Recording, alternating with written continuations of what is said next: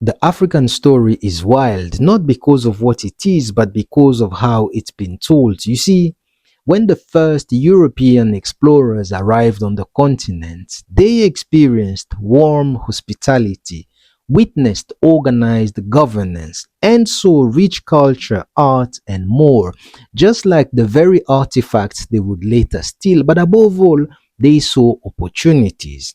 But when they returned to Europe, they deliberately lied to the impoverished and disadvantaged European masses by claiming that Africa was poor and full of savages.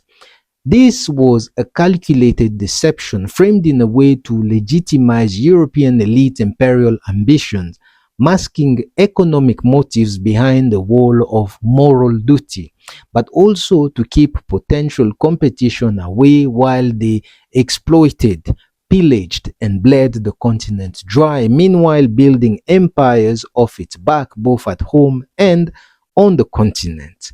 So loving and caring, they imposed on themselves the noble duty of civilizing Africans by brutally interrupting Africa's history, a history that was doing just fine in its own reality. Look, they did it so well that even today, some people are surprised, almost disappointed to find that the narrative they were sold about Africa only has value as long as it is kept far away from facts. You see, that kind of surprise in an era of information gives me the "you are pretty for a black girl" vibe. However, the reality today is that Africa is a sleeping giant under hypnosis, but the day she wakes up, utajua ujui.